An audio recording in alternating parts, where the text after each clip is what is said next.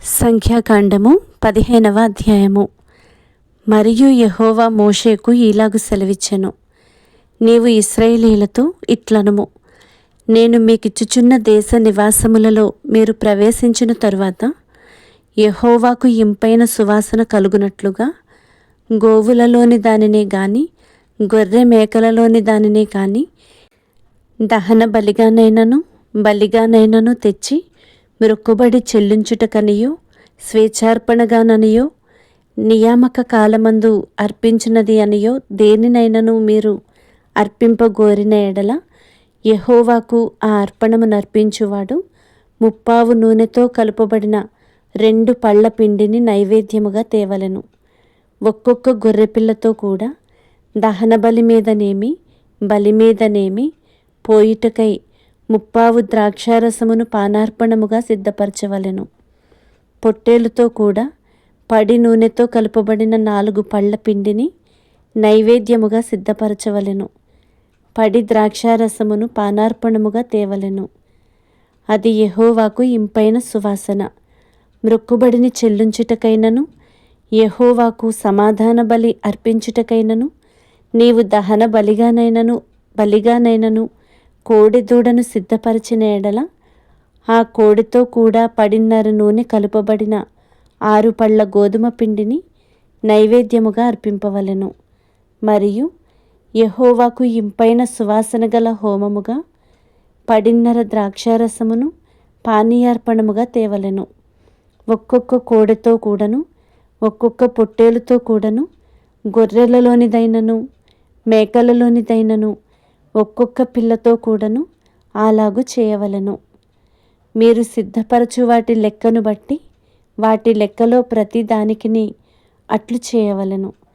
దేశములో పుట్టిన వారందరూ యెహోవాకు ఇంపైన సువాసన గల హోమార్పణమును తెచ్చినప్పుడు అలాగుననే చేయవలెను. మీ యొద్ద నివసించు పరదేశి గాని మీ తరతరములలో మీ మధ్యనున్న వాడెవడు గాని యెహోవాకు ఇంపైన సువాసన గల హోమము అర్పింపగోరినప్పుడు మీరు చేయునట్లే అతడును చేయవలెను. సంఘమునకు అనగా మీకును మీలో నివసించు పరదేశికిని ఒక్కటే కట్టడ. అది మీ తరతరములకుండు నిత్యమైన కట్టడ. యెహోవా సన్నిధిని మీరున్నట్లే పరదేశియు ఉండును. మీకును మీ యొద్ద నివసించు పరదేశికిని ఒక్కటే ఏర్పాటు, ఒక్కటే న్యాయ విధి ఉండవలెను. యెహోవా మోషేకు ఈలాగు సెలవిచ్చెను, నీవు ఇశ్రాయేలీయులతో ఇట్లనుము, నేను మిమ్మును కొనిపోవుచున్న దేశములో మీరు ప్రవేశించిన తరువాత మీరు ఆ దేశపు ఆహారమును తినునప్పుడు ప్రతిష్ఠార్పణమును యెహోవాకు అర్పింపవలెను. మీరు మీ మొదటి పిండి ముద్ద రొట్టెను ప్రతిష్ఠార్పణముగా అర్పింపవలెను. కళ్ళపు అర్పణము వలె దానిని అర్పింపవలెను. మీ తరతరములకు మీ మొదటి పిండి ముద్దలో నుండి ప్రతిష్ఠార్పణమును యెహోవాకు అర్పింపవలెను. యెహోవా మోషేతో చెప్పిన ఈ ఆజ్ఞలన్నిటిలో అనగా యెహోవా ఆజ్ఞాపించిన దినము మొదలుకొని అటుపైని మీ తరతరములకు యెహోవా మోషే ద్వారా మీకు ఆజ్ఞాపించిన వాటిలో పొరపాటున దేనినైనను మీరు చేయకపోయినప్పుడు అది సమాజమునకు తెలియబడని ఎడల సర్వ సమాజము యెహోవాకు ఇంపైన సువాసనగా నుండుటకై దహన బలిగా ఒక కోడెదూడను, విధి చొప్పున దాని నైవేద్యమును, దాని పానీయార్పణమును, పాప పరిహారార్థ బలిగా ఒక మేకపిల్లను సిద్ధపరచవలెను. యాజకుడు ఇశ్రాయేలీయుల సర్వ సమాజము నిమిత్తము ప్రాయశ్చిత్తము చేయవలెను. తెలియకయే దాని చేసెను గనుక క్షమింపబడును. వారు పొరపాటున చేసిన పాపములను బట్టి తమ అర్పణమును అనగా యెహోవాకు చెందవలసిన హోమమును, పాప పరిహారార్థ బలిని యెహోవా సన్నిధికి తీసుకొని రావలెను. అప్పుడు ఇశ్రాయేలీయుల సర్వ సమాజమేమి వారి మధ్యను నివసించు పరదేశి ఏమి క్షమాపణ నొందును. ఏలయనగా ప్రజలందరూ తెలియకయే దాని చేయుట తటస్థించెను. ఒకడు పొరపాటున పాపము చేసిన ఎడల వాడు పాప పరిహారార్థ బలిగా 1 ఏడాది ఆడుమేక పిల్లను తీసుకొని రావలెను. పొరపాటున యెహోవా సన్నిధిని దాని చేసెను గనుక తెలియకయే పాపము చేసిన వాని నిమిత్తము యాజకుడు ప్రాయశ్చిత్తము చేయును. వాని నిమిత్తము ప్రాయశ్చిత్తము చేయుట వలన వాడు క్షమాపణ నొందును. ఇశ్రాయేలీయులలో పుట్టినవాడే గాని వారి మధ్యన నివసించు పరదేశీయే గాని పొరపాటున ఎవడైనను పాపము చేసిన ఎడల వానికిని మీకును విధి ఒక్కటే ఉండవలెను.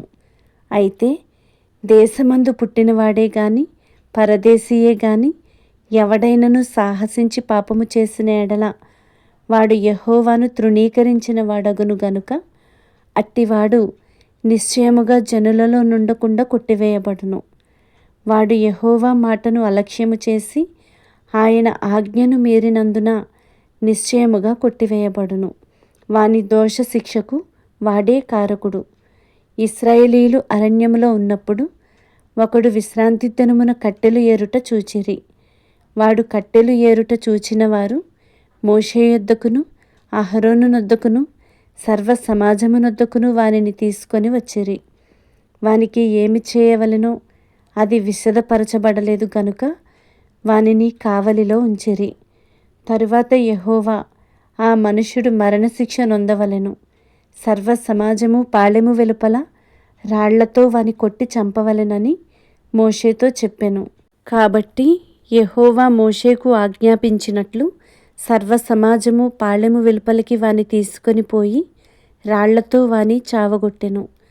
మరియు యెహోవా మోషేకు ఈలాగు సెలవిచ్చెను, నీవు ఇశ్రాయేలీయులతో ఇట్లనుము, వారు తమ తరతరములకు తమ బట్టల అంచులకు కుచ్చులు చేసుకొని అంచుల కుచ్చుల మీద నీలి సూత్రము తగిలింపవలెను.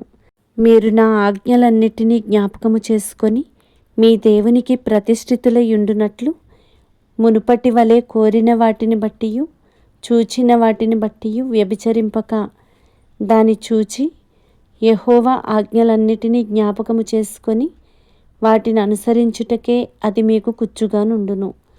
నేను మీకు దేవుడనై ఉండునట్లుగా ఐగుప్తు దేశములో నుండి మిమ్మును రప్పించిన మీ దేవుడనైన యెహోవాను నేనే.